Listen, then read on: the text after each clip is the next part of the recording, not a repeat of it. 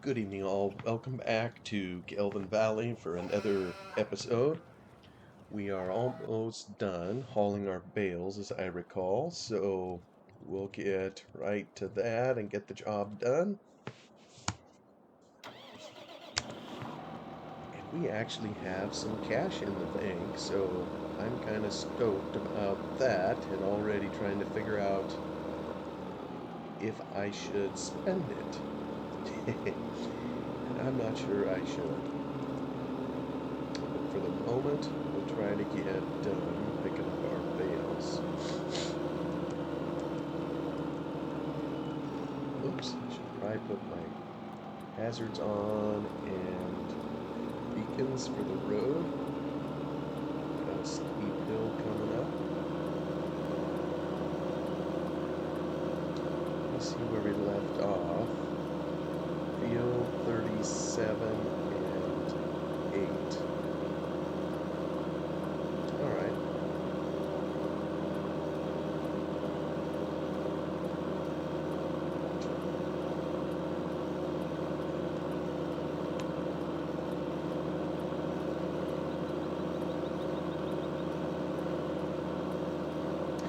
I've been running short, well, I was going to say seasons. What's it actually called? It's in here where it's plant growth is fast. And I've noticed when you do it that way, oh, that got the tractor up. Yeah, I definitely need to get up. Definitely need to get a chainsaw at some point. Clear that out. It's just not the highest priority when you don't have any money in the bank. Well, not that much. Anyway, I've been on quick growth, which means if I plant one day, basically the crops are harvestable the next day. So, alright, now I gotta set up this thing again.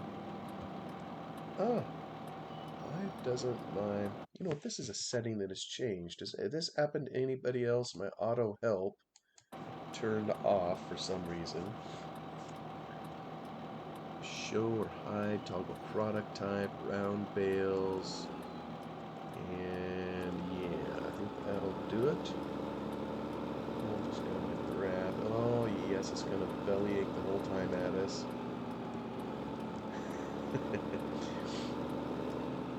Whatever.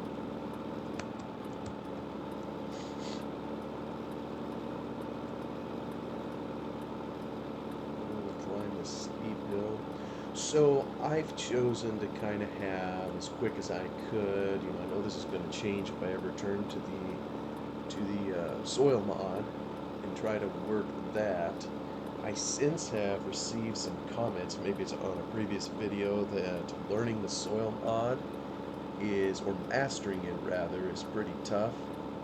And the comparison was to the Seasons mod. I think it was Reefing 1952 that said this, that it was 5 times harder to master the soil mod versus the Seasons mod. Well, so I'm not sure I quite like the sound of that, so who knows what I'll do. It'd be nice to get some exposure, so I maybe have to just watch some YouTube videos and try to get a picture of how it works. I don't know. Or I could just dive in feet first and, as my kids say, just send it and see what happens. But if I'm going to do that, I think I want to make sure I'm out of debt maybe first, or have some money in the bank. I don't know.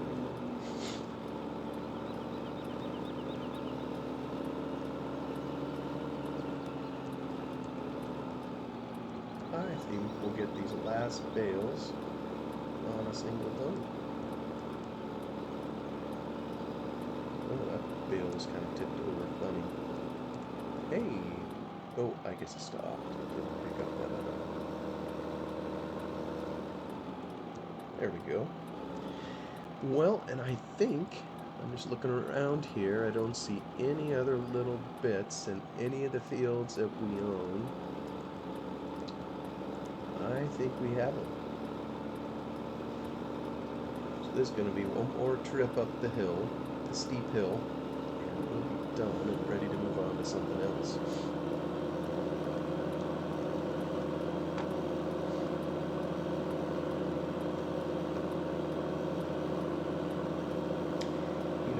I've been reflecting today. Last week I was off work. I had COVID, and it was different than the first time that I had COVID. This one was much easier to deal with, but I still tried to be responsible and stay home. Finally tested negative. What was that? Saturday? Maybe it was Friday. Yeah, I think it was Friday. And so we also had a family reunion over the weekend, so I was able to go to that. And, we did this reunion kind of in it was a retreat center, if you will. And it was a pretty nice center. I can't even remember what I've described about it, if anything at all. It was a place mainly for the kids to play. They got a pool, a ball field, and horseshoe pits, and all that stuff, all the usual things you might expect. And it's run by a church that's in the area, and we have some friends in this particular church. One of whom is a lady who she works at the school where one of my kids went. She's kind of the cook there, and a real nice lady. She actually happened to be in my class when I was in high school. I think I had a class or two with her.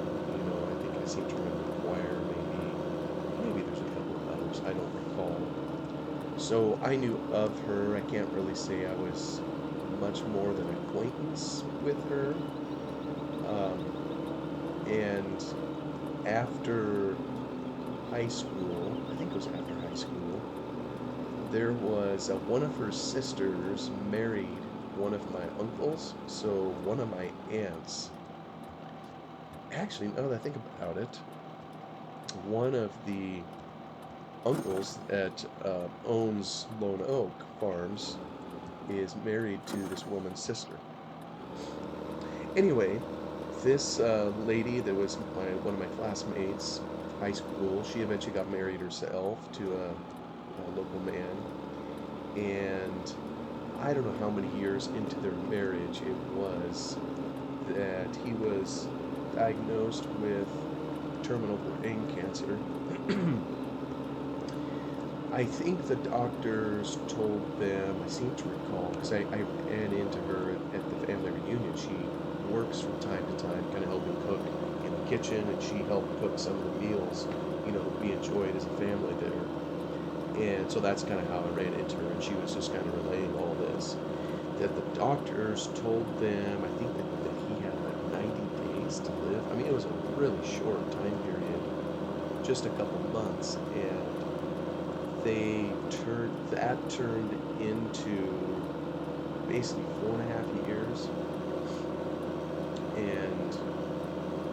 and it seems like, and then recently this past year, I think 4 or 5 months ago, I'm not sure how much, he passed away. And so she was just talking to a few family members, that happened to know her, and was sharing some of her experiences, her and her kids, and how they had dealt with this, and how long of a journey it had been, and some of all the hardships, I guess you'd call them, the lessons learned along the way. I mean, really, really some tough stuff. And I remember a lot of this. I mean, like I say, I wasn't real close to her, so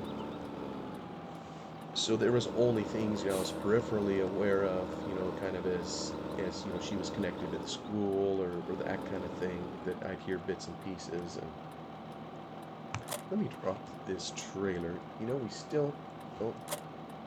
we still have it for an hour and a half, but I don't think I have anything to haul in it. So why don't I send it back? Next time I'll know. 3 hours max. Here we go. Return. Well, they're going to charge me $100 to wash it. So I think actually while I'm doing this, let me rent a, I think, what do I want to do? I think I want a, I'm in the plows. I have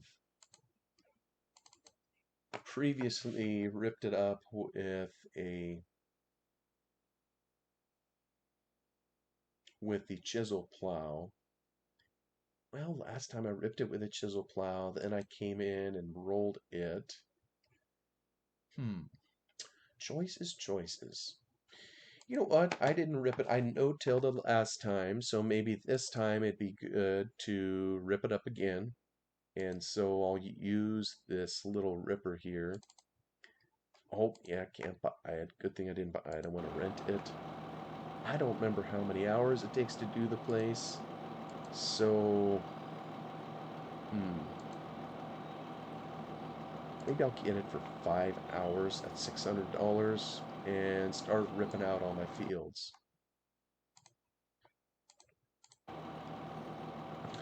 Let me go get a little bit of fuel and then we'll head to the store to go pick it up and we'll get to work. What is making me stutter? Courseplay trigger. Oh, good grief. You know, I love courseplay, but I hate courseplay.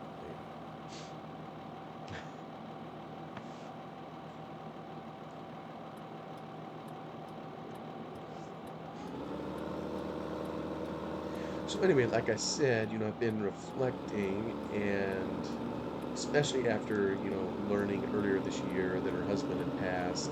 It's been 4.5 years, I believe, so they beat whatever initial odds they had. And so I guess the point I want to bring is I was just really struck by this lady. I'm just amazed by her. She's an amazing woman, and maybe sometimes this is what pressures of life or hardship can do to a person. It's kind of like a shirt I saw one time about, pressure creates diamonds, and then it said on there, I'm a gem. Well, maybe that's a matter of opinion as to whether someone is a gem or not. Well, let me tell you, this lady was a gem. Just hearing her talk about her husband, the love that they shared, when he was still alive, their faith in God that carried them through all this together, the support that they had from, whether it's from their church family or their regular family, the friendships that they had, through school, the community, and everybody coming together, to just be there and help them in times when they needed it, those that were really close to them. And just hearing her talk, her testimony of what it was like going through all this. And what I guess what struck me is I didn't hear one single trace of bitterness. I didn't hear any anger, and I don't know. I mean, she's human like everybody else. Who knows what her private hours are like, or what she has said, felt, thought. But I don't think a person can put on an act and just completely act one way in public and feel differently in private.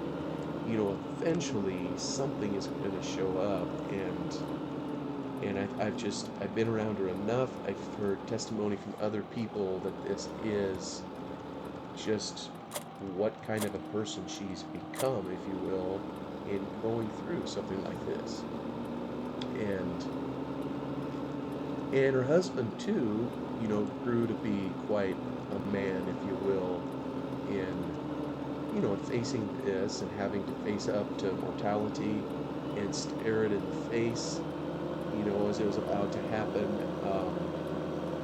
That's no small thing to do, and just his encouragement to her, even as he was dying, and he knew it. And I don't know. It's an amazing thing to witness a couple in love and what can be done when two people, care for each other and, their faith in God, how it carries them through. I know I said in another video, I'm a Christian. I believe, in God, and I know there's lots of people that believe, and a lot of times, just being honest, a person's faith, if it's never been tested, and I'm gonna bump up the rocks here so we have a little bit. Hey, oh, maybe I got this one. There we go. I'm gonna dig a little bit more rock. I'll put it up to medium. We'll see what comes out because this is a deep ripping chisel. But if our beliefs are never tested, it's pretty easy to believe something, anything, kind of in a vacuum when it's never put to the test.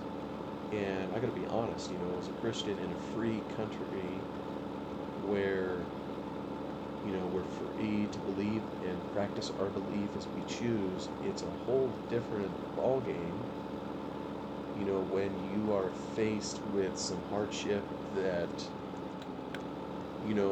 basically tells the world whether it's real or it's fake.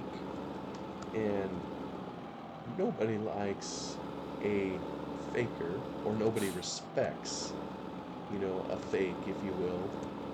And I don't know, I gotta just say it was really refreshing to me to listen to this woman, explain her experience and to see, I mean, she just radiated.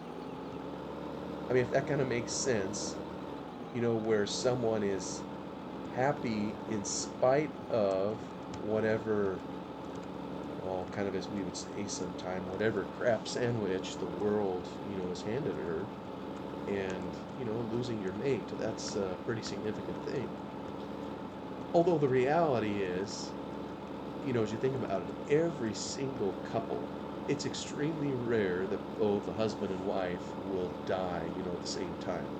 I mean, it's pretty rare. Odds are the ladies tend to outlive the men. I don't know if that means the women are more ornery than the men, so that they last longer, or that we men do more stupid stuff, so, we tend to die sooner. I don't know. YouTube is full of videos of men making absolute fools of themselves, so, well, then again, I think there's plenty of videos of ladies also being foolish. But the reality is, with any married couple, unless there's a plane crash, a car crash, or something where both are taken at the same time, odds are, just like this couple here did, sooner than they anticipated or hoped, one person is going to go before the other person. Right? That's just reality. But you just don't expect to have to do that, when you're still in your youth. Well, and I say youth, I mean, this lady's as old as I am, maybe some people would say, well, that's old enough. I'm 47, so she's got to be similar vintage. But it's encouraging to see, that you can deal with some of the hardest things life throws at you and still smile, or find a reason to smile and to feel hope. I'm reading a book right now too that's just fascinating to me, and I'm only, oh wow, that was a big rock. Look at that thing. There's no way I'm pounding that under the surface with a roller, and I'm getting a roller after I do this, so I can kind of pound the little ones into the earth, and I'll leave just these big ones to pick up. But the book I'm reading right now, I'm only not even 200 pages into it, and I think there's 3 volumes. It's called The Gulag Archipelago, and I can't remember the name of the man that wrote it. Solzhenitsyn, I'm not sure if I'm pronouncing his name correctly. He was a soldier in World War II serving his country, Russia. And, by that time, Stalin was in place. The old rule of the Tsar kings had been phased out. Communism was in full bloom. And reading his testimony of what his country did to its own citizens, I mean, it's just shocking. And yet he also lived through it. He lived through it enough to write a book, but so many of them didn't. And it's just amazing what the human being is capable of doing, when, well, and I think he's getting to some of that in the book, what the impulses are to the human, what causes, when you consider something like Nazi Germany and World War II, what caused people to just go along with that? There's been speculation over the years as to whether this was a national ideology that was being followed, or if it was just the actions of a few brutal people, and through fear and manipulation and propaganda, they got the population to go along with them. I mean, I really don't know where the truth lies. You see various examples, even in Nazi Germany, of heroism of people who did not go along with Hitler, and I've been heartened to learn of more such examples, as I've gotten older. Probably some know of I read the book Schindler's List. I think it was turned into a movie. So there's examples of people who went against the tide, if you will, of evil men. And then there's people caught in a trap, like this Solzhenitsyn. I'm sure I hope I'm saying his name right. In Russia, this is just his country. High levels of suspicion, purges of people because they knew someone who knew someone else who was affiliated with someone else who was, some undesirable group of people or whatever. Scarcely different from Nazi Germany. And just the torture, psychological and otherwise, that these people were put through. I mean, it's amazing that anybody could hold up under that. And I think probably anybody that reads a book like that, you wonder, well, how would I be if I was put under that kind of scrutiny?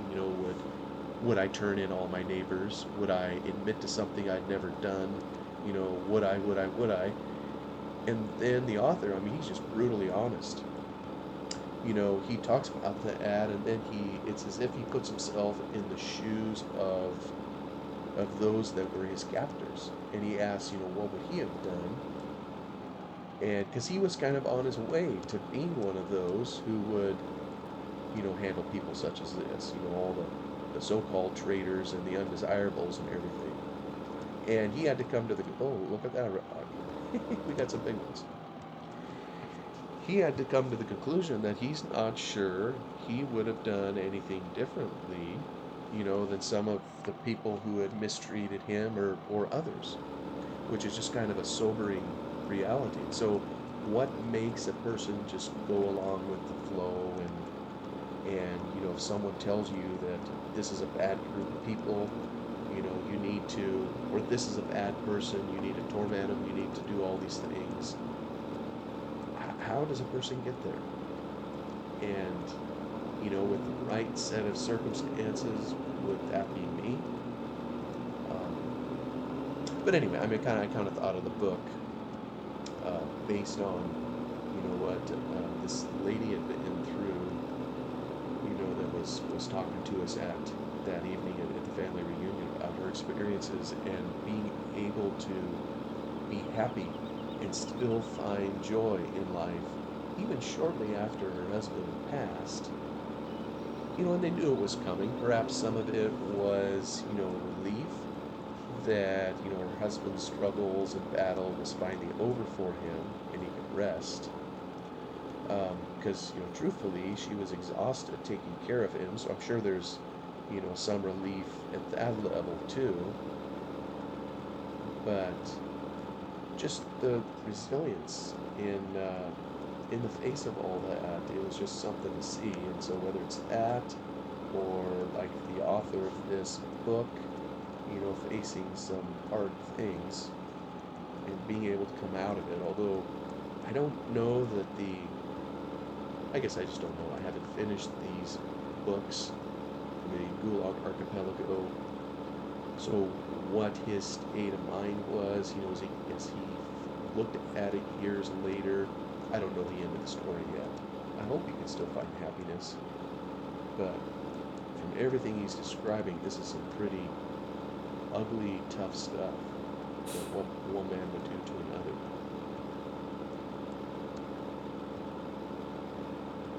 I hate to even ask the question, but I guess something I've learned a little bit in life is, I'm not sure anybody escapes hardship, of some kind. It just seems, just inherent, to human nature.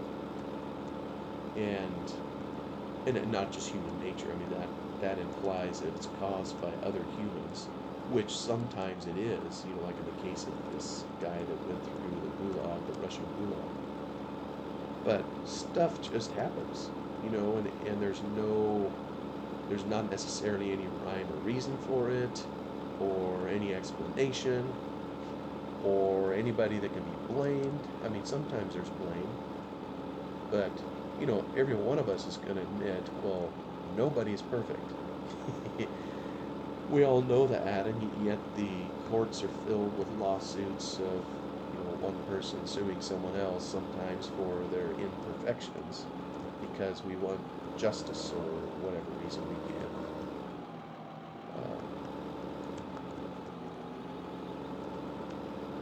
But I don't know that I would ask people necessarily to share what their hardships have been.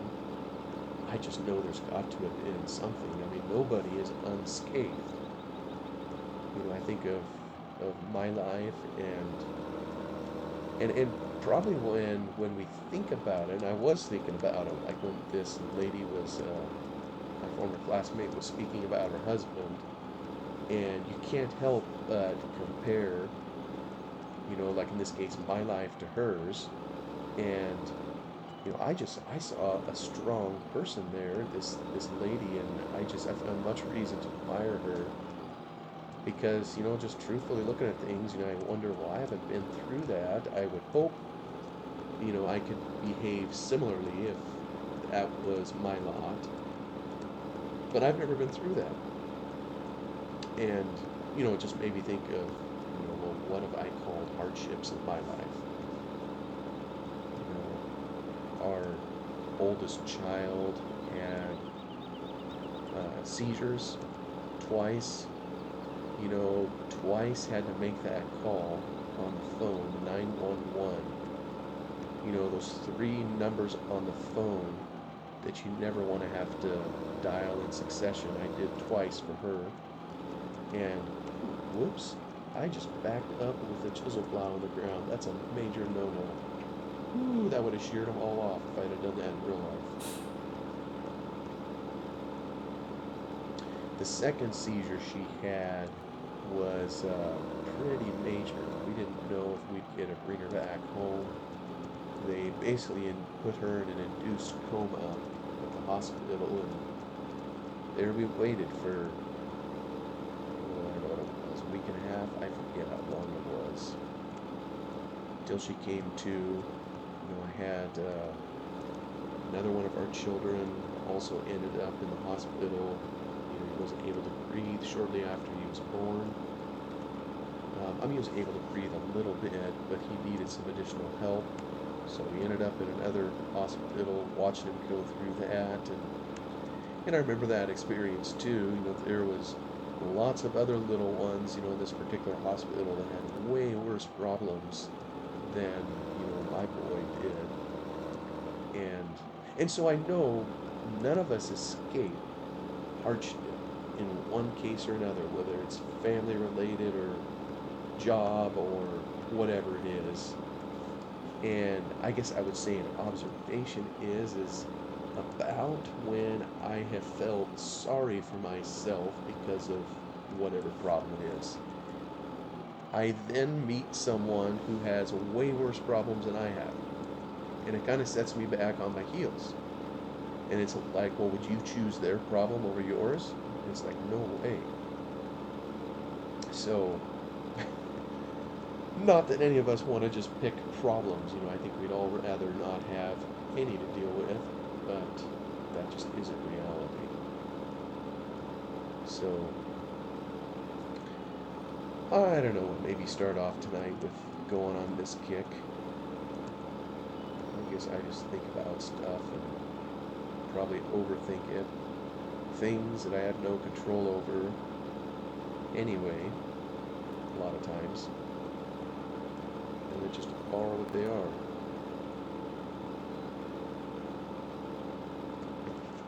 And besides, gotta talk about something in here, right? Well, and it appears, after finishing this field, I have already gone through another half hour. I can't hardly believe how quickly the time goes. We are dropping rocks everywhere. I'm not going to do anything with them now. We'll deal with them in a little bit. But I think I'll terminate the episode here. Thank you for watching and listening to me dribble along. Hope everybody's having a good day wherever you're at. Take care until the next time, and I'll talk to you again soon.